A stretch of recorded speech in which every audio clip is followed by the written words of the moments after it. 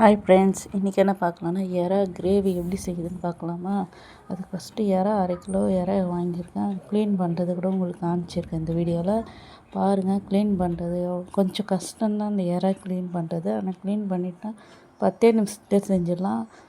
First மேலே இருக்கிற அந்த ஓடு மாரி இருக்கும், அதை எடுத்துட்டு அதுக்கப்புறம் பொறுமையாக எடுங்க.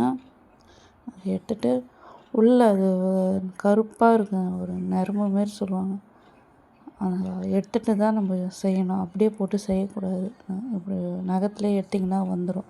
இந்தமாரி ஒரு ஒரு எறாவாக பொறுமையாக க்ளீன் பண்ணி எடுத்துட்டு அப்புறம் நம்ம செய்ய ஆரம்பிச்சிடலாம். பாருங்கள், நான் எறா எப்படி க்ளீன் பண்ணுறதுன்னு காமிச்சிருக்கேன் பாருங்கள். ரொம்ப நேரம் ஆகும். நான் கடகடன்னு எறாலாம் க்ளீன் பண்ணிடுவேன். நல்லா வீடியோ ஃபாஸ்ட்டாக வச்சுருக்கேன். மற்ற எறா க்ளீன் பண்ணிவிட்டு காமிக்கிறேன்.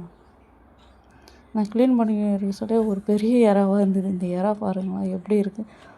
எறாலாம் கொஞ்சம் வெள்ளையாக இருக்குது. இந்த எறா மட்டும் ஒரு டிஃப்ரெண்ட்டாக இருக்குது. க்ளீன் பண்ணிட்டேன். எறா விட நல்லா 2 வாட்டி கழுவிட்டு மஞ்சள் தண்ணி ஊற்றி நல்லா ஒரு வாட்டி கழுவிட்டு அதுக்கப்புறம் மேலே மஞ்சத்தூள் போட்டு வச்சுட்டேன்.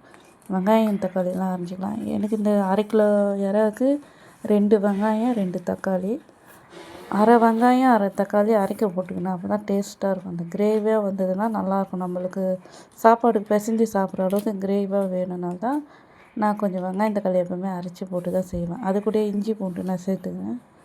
நல்லா பொடியாக அரைஞ்சிக்கலாம் வெங்காயம் தக்காளி. உங்களுக்கு இன்னும் வெங்காயம் தக்காளி இன்னும் அதிகமாக போடணும்னா நீங்கள் போட்டுக்கலாம்.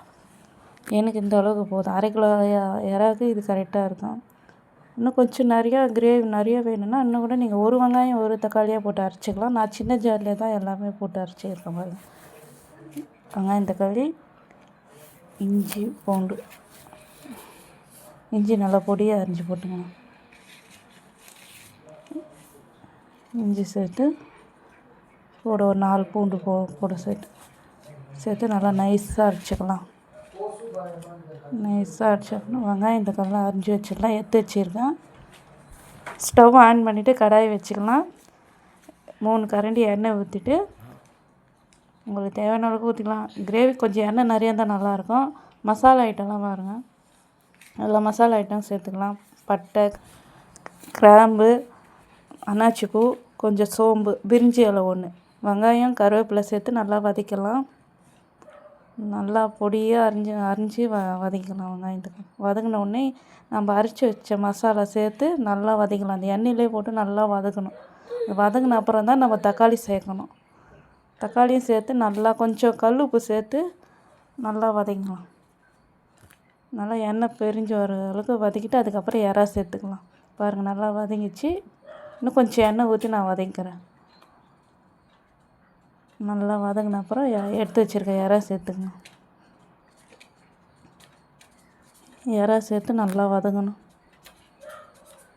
இறால் இருக்க தண்ணி விடுற அளவுக்கு நல்லா வதங்கணும். தண்ணி கொஞ்சம் சுண்டுற அளவுக்கு வதங்கிட்டு அதுக்கப்புறம் மஞ்சத்தூள் மிளகாத்தூள் சேர்த்துக்கலாம். நான் ஃபஸ்ட்டு கல் உப்பு சேர்த்துட்டனால அதுக்கப்புறம் சேர்க்கலை. நீங்கள் டேஸ்ட் பண்ணி பார்த்துட்டு சேர்த்துக்கோங்க. அந்த எண்ணெயிட்டே கொஞ்சம் நேரம் வதக்கிட்டு மஞ்சத்தூள், குழம்பு மிளகாத்தூள் 2 ஸ்பூன். உங்களுக்கு இன்னும் காரம் வேணுன்னா வெறும் மிளகாத்தூள் சேர்த்துக்கலாம். எங்களுக்கு காரம் இதுவே போதும்னு நான் குழம்பு மிளகாத்தூளோடு நிறுத்திட்டேன். சேர்த்துட்டு அந்த எண்ணெயிலே கொஞ்சம் நேரம் அந்த மிளகாத்தூள் வாசனைலாம் போகிற அளவுக்கு வதக்கிட்டு தேவையான அளவுக்கு தண்ணி ஊற்றி வேக விட்டுக்கணும்.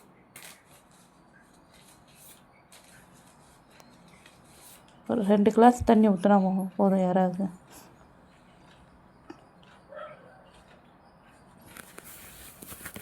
தேவையான அளவு தண்ணி ஊற்றிட்டு நல்லா அது கொதிக்குது பாருங்கள். இந்த அளவுக்கு கொஞ்சம் கொதிக்கும் போது நம்மளுக்கு தண்ணி அதிகமாக இருக்கிற மாதிரி தான் இருக்கும். எறா 10 நிமிஷத்தில் நல்லா வெந்துடும். மிளகுத்தூள் 1 ஸ்பூன் சேர்த்துக்கலாம். மிளகுத்தூள் சேர்த்து நல்லா கலக்கி விடுங்க. எண்ணெய் பிரிஞ்ச அளவுக்கு நல்லா வதங்கின அப்புறம் கொத்தமல்லி சேர்த்து கலந்து விட்டுங்க. அதான் ஃப்ரெண்ட்ஸ், எறா கிரேவி ரெடி. சேனலை சப்ஸ்கிரைப் பண்ணிக்கோங்க, லைக் பண்ணுங்கள், கமெண்ட் பண்ணுங்கள்.